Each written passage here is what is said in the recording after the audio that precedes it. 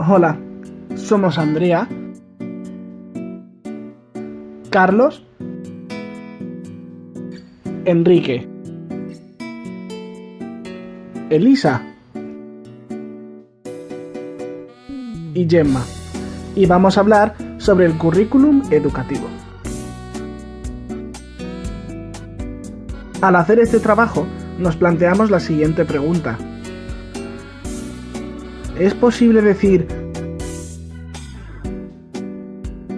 que el currículum actual desarrollado en educación obligatoria se adapta a las necesidades sociales actuales? Antes de responder a esta pregunta, tenemos que plantearnos, ¿qué es el currículum? Según Juan M. Escudero, en un sentido amplio, el currículum es el sinónimo del proceso educativo como un todo y sus determinaciones sociales. Pero queremos centrarnos más en un punto de vista pragmático y orientado hacia la legislación que una visión teórica del currículum, por lo que entenderemos el currículum como el programa o los contenidos para un curso o etapa escolar. En resumen, podríamos decir que el currículum es una arena en la cual se ejerce y se desarrolla el poder. A la hora de investigar sobre el currículum, nos hemos basado en el trabajo de Alicia de Alba, investigadora mexicana del Instituto de Investigaciones sobre la Universidad y la Educación de la Universidad Nacional Autónoma de México, que considera que el currículum tiene los siguientes elementos: política e ideología. El currículum es algo que no puede ir separado de la política. En todo currículum podemos ver algún tipo de influencia política y eso va relacionado con el siguiente elemento, la ideología. Por ejemplo, si atendemos a la LOMCE, la ley educativa actual, vemos que en el preámbulo hace especial referencia al talento. Claramente, la pedagogía del talento forma parte de la ideología liberal. Es un ejemplo más de cómo la política arrastra una ideología y ambas tienen un peso significativo en la concepción del currículum. Si el marco de la LOMCE posee una clara influencia liberal, es lógico pensar que todos los currículums escolares que se constituyan se verán influenciados por ello. Otro ejemplo puede verse en las asignaturas que se conciben en el currículum. Por ejemplo, tenemos para verlo la reciente y polémica asignatura Educación Financiera, la cual tiene claras influencias liberales. Se trata de una asignatura cuyo plan de estudios fue diseñado por élites financieras y que fue puesta en tela de juicio en varios reportajes. Economía. Cuando hablamos de economía, no solo nos referimos al dinero que se invierte en educación. Existen muchísimos más elementos que pueden influenciar en el currículum, como el sistema económico en el cual nos encontremos o el estado de este. No es lo mismo una escuela con recursos que otra que tenga que trabajar en barracones. Dimensión particular y específica. Según dónde vaya a realizarse el currículum, tendrá unos elementos u otros,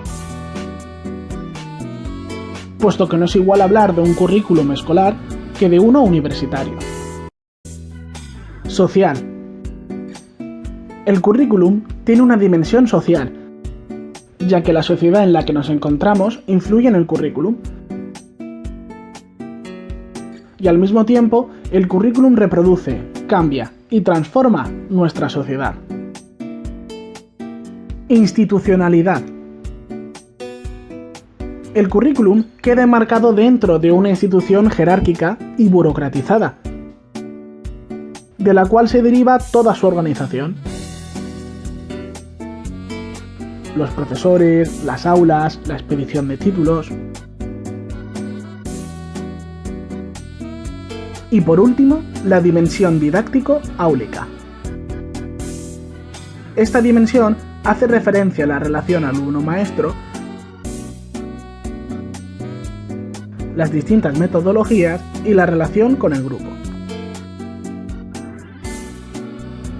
Dentro de esta dimensión entran las distintas asignaturas y en especial la manera de impartirlas. Recordemos que nuestro objetivo es averiguar si el currículum de hoy en día responde a las necesidades actuales o no. Y una manera de acercarnos a este problema es ver qué asignaturas y de qué forma están tratando dichas problemáticas. Empecemos por educación física. Actualmente, esta asignatura queda abandonada a realizar ejercicio físico repetitivo y generalista, y menciona muy por encima algunas nociones básicas de anatomía. Dados los últimos datos sobre obesidad infantil de la OMS, vemos necesario que esta asignatura no solo se dedique a ser un pequeño espacio para hacer deporte, sino que también inculque una cultura del ejercicio físico y la alimentación sana, rompiendo mitos sobre la alimentación y enseñando valores nutricionales. Otra asignatura sería educación plástica y artística. El fomento de la cultura artística, la comprensión de la herencia cultural, el sentido estético y la expresión gráfica y visual no pueden relegarse a la mera pintura. En clase solo se trabaja dibujo y pintura, cuando existe todo un amplio abanico de expresión artística: escultura, fotografía, cine, publicidad, cómic, diseño. En una sociedad multimedia, donde la creatividad y el manejo creativo de las herramientas tecnológicas es algo clave, consideramos que no se está trabajando lo suficiente en las aulas. Sucede algo similar con la asignatura de música. Una materia curricular de enorme importancia para el correcto desarrollo intelectual de los menores queda abandonada y simplificada a un nivel muy reducido. Como mucho, tocar la flauta. Existen numerosísimos instrumentos, géneros musicales y maneras de relacionarse con la música. En la actualidad, estamos ante la punta de un iceberg. El verdadero núcleo de la educación musical aún está sin explorar en los colegios. Informática debería ser la asignatura donde los alumnos y alumnas aprendieran a manejar las nuevas tecnologías. En la sociedad actual de la información es de vital importancia adquirir dichas competencias, pero muchas veces los materiales quedan desactualizados. Pocos ordenadores, versiones de Windows arcaicas, manejo único de programas de ofimática y no otros como multimedia, poca educación en la seguridad, poco trabajo con redes sociales. Sin duda, educación para la ciudadanía fue una de las asignaturas más polémicas de los últimos tiempos. Fue aprobada por el Real Decreto 1631/2006 por el gobierno del PSOE y gracias a las presiones de la Unión Europea. Es un ejemplo más de cómo la política puede influir en la configuración del currículum. Hasta aquel entonces, la educación cívica y política de los españoles quedaba totalmente abandonada, siendo algo lógico, en vistas de cualquier pedagogo, la importancia de una educación en valores democráticos para el mantenimiento de una buena democracia y un tejido social sano. Esta asignatura ha sido suspendida actualmente por la LOMCE, gobierno del PP, volviendo a una situación donde la educación cívica queda desterrada de las aulas. Por último, tenemos la educación sexual, que presenta un caliente debate de actualidad. En tanto a la implementación de la educación sexual en el sistema educativo formal de España, esta queda un tanto abandonada. Según la actual legislación, la Ley Orgánica para la Mejora de Calidad Educativa, la educación sexual no se reconoce en el currículo escolar, ni de manera explícita ni como materia impartida. Más bien, de manera residual, repartida entre otras asignaturas como las relativas al área de conocimiento del medio natural, social y cultural. Sin embargo, en este tipo de contenidos solo se hace referencia a la parte biológica de la sexualidad, obviando la parte afectiva. José Luis García destaca en su libro La educación sexual en la escuela la existencia de una polémica respecto a quién, cuándo y dónde se debería realizar la educación sexual. De esta manera encontramos detractores y defensores de la misma. Por un lado, quedarían los moralistas y conservadores, quienes abogan que la educación sexual es algo que deberían proporcionar en exclusiva las familias, y que cualquier otro intento de acercar la sexualidad a la escuela es un acto de adoctrinamiento. Y por otro lado, quedarían los sectores más progresistas y los profesionales de la educación, que demandan con urgencia la necesidad de impartir educación sexual en las escuelas, de manera que ésta llegue a toda la población, y que quede cubierto en los futuros ciudadanos y ciudadanas aspectos como la higiene sexual, la diversidad sexual, las ETS y los aspectos afectivos de las relaciones sexuales.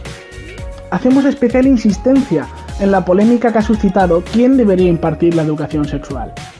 Incluso en el continuo familia-escuela han surgido opiniones intermedias, como los que apuestan por una coeducación familia-escuela.